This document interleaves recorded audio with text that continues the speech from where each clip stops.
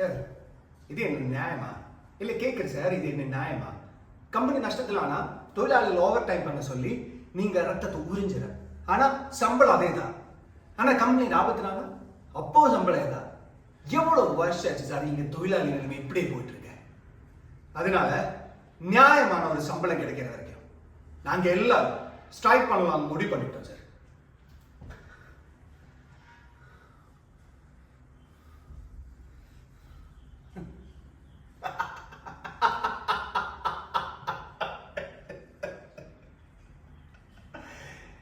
என்ன சார் பயந்துட்டியா?